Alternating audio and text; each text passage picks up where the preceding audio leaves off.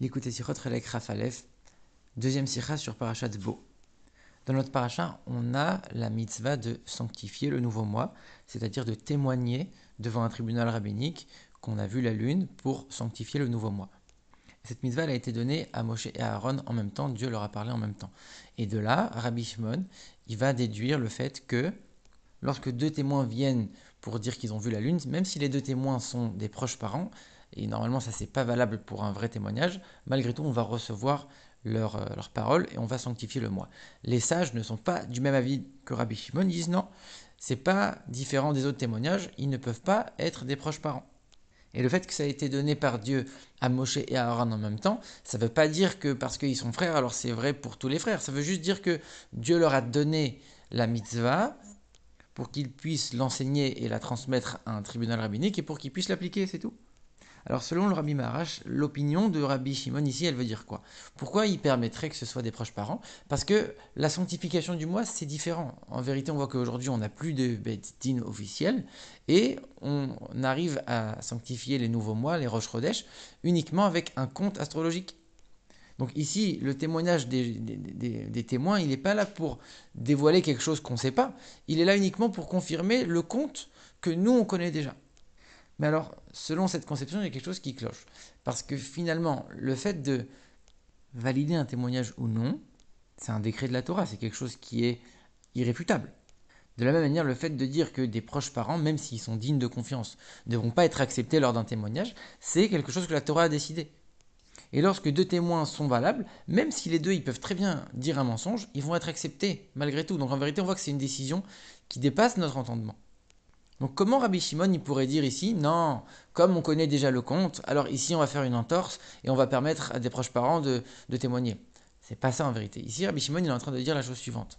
Il n'y a pas besoin véritablement d'un vrai témoignage.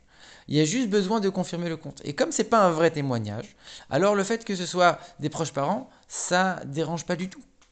Puisque c'est pas un vrai témoignage, c'est uniquement pour confirmer le compte, il n'y a aucun problème à ce que ce soit des proches parents. Et ici, quelque part, il y a même une autre question. On sait que lorsque deux personnes se convertissent, deviennent juifs, même s'ils sont frères, ils vont être considérés comme des nouveau-nés. Ça veut dire que le lien de parenté qui les unit va disparaître. C'est-à-dire qu'un converti, il est considéré comme quelqu'un de complètement nouveau. Et toute sa vie d'avant n'existe plus. Donc à partir du moment où il va venir témoigner, et l'autre qui était son frère non juif avant, va venir aussi témoigner en tant que juif maintenant, les deux ne sont plus considérés comme frères. Et ils peuvent témoigner les deux ensemble au tribunal sans aucun problème. Donc si on est en train de dire que quand les Juifs sont sortis d'Égypte, c'était quelque part la naissance du peuple juif, et donc ils sont considérés comme des convertis, ça veut dire que Moshe et Aaron, malgré le fait qu'ils soient frères, ils sont considérés comme des convertis, et donc ici il n'y a absolument aucun problème à ce qu'ils viennent témoigner ensemble au tribunal. Donc comment Rabbi Shimon il veut tirer de là un enseignement pour nous dans toutes les générations que deux frères peuvent venir témoigner d'avoir vu la nouvelle lune? Ça ne s'applique pas du tout à nous dans notre génération en ce qui concerne deux frères.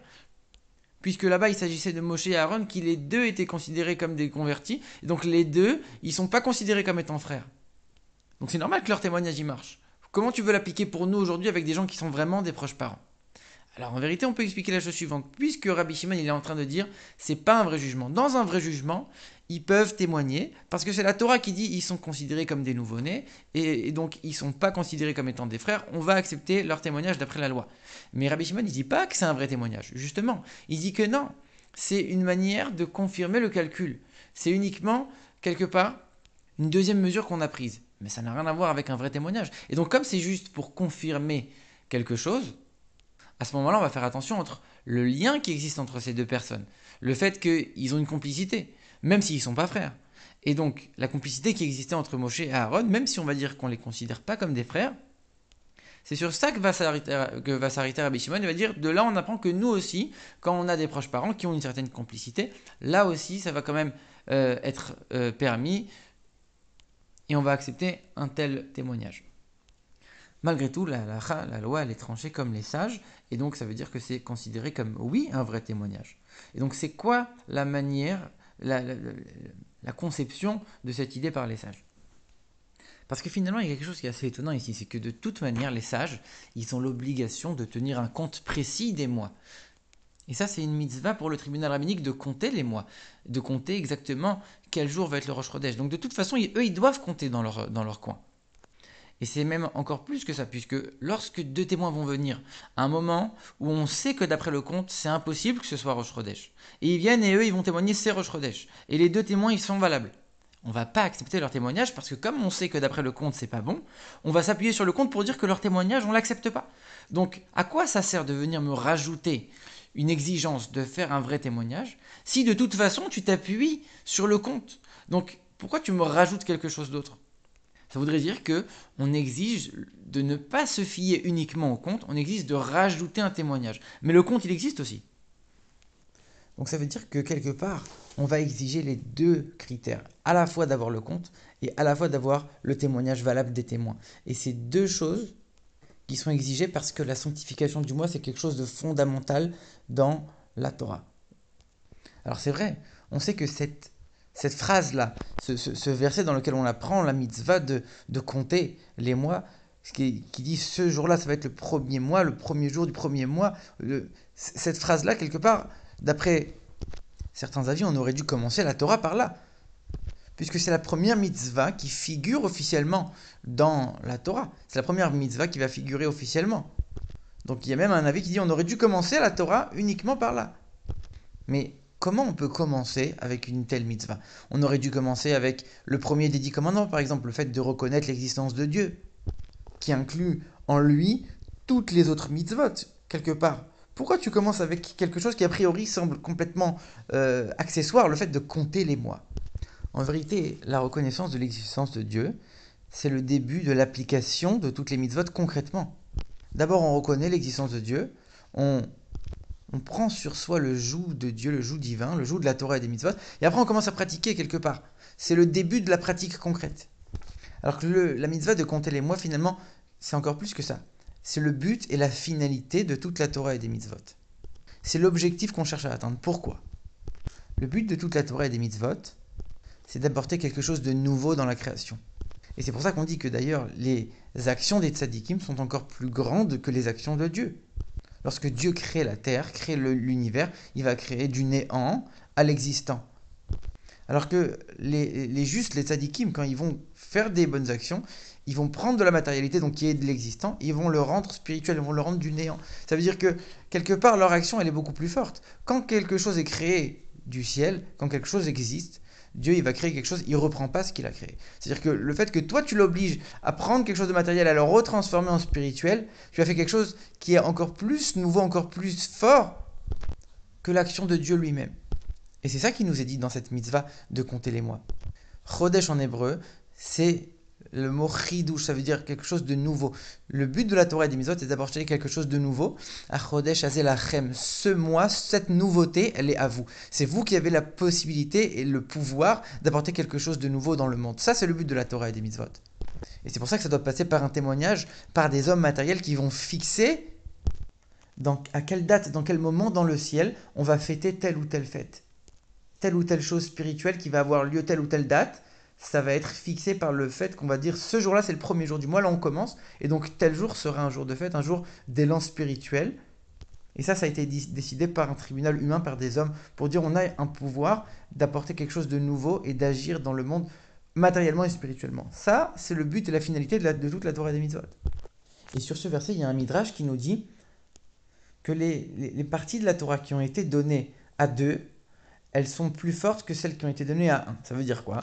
Ça veut dire les morceaux, les parties de la Torah qui ont été enseignées par Dieu à Moshe et à Aaron, donc à deux personnes, elles ont plus de valeur que celles qui ont été enseignées à une personne, donc que à Moshe. Et ici, cet enseignement, cette mitzvah de compter les mois, elle a été donnée à Moshe et à Aaron les deux en même temps.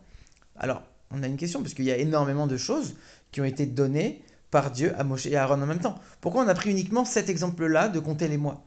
Pour nous dire mieux vaut deux que un. En vérité, ici, on voit qu'on a deux aspects. On a l'aspect de Moshe, l'aspect de Aaron, qui correspondent tous les deux à deux aspects de cette nouveauté qu'on va apporter dans la création.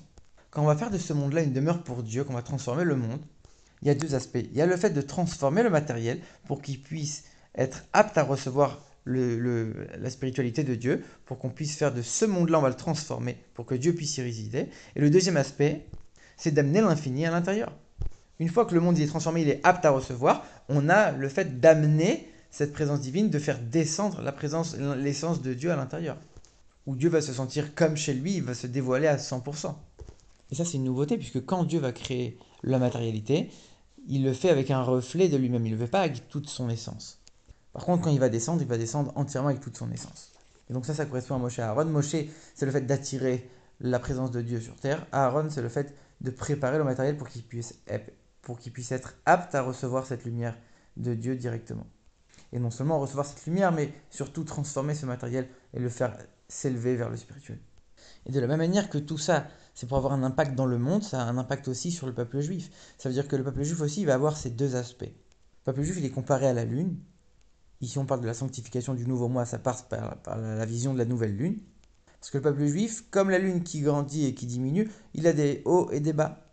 Et dans la manière de servir Dieu, on a deux grands axes. On a la première chose, c'est travailler avec ses propres forces, faire tout ce qui nous incombe, utiliser son intellect, utiliser ses émotions, être complètement emprunt et rempli de cette motivation de vouloir servir Dieu. C'est bien parce que ça nous pénètre beaucoup plus profondément, mais d'un autre côté, c'est limité en fonction de nos propres limites. Et on a un deuxième axe qui dit qu'on va complètement se soumettre à Dieu de manière infinie, où nous et Dieu, on va faire plus qu'une seule et même chose. Ça, c'est des forces qui nous dépassent. Et on voit qu'on a besoin des deux. Et ici, dans la sanctification du mois, ça passe par ces deux aspects. La première, c'est le fait de voir la lune, avec un témoignage qui est fait selon les règles de la Torah qui nous dépassent.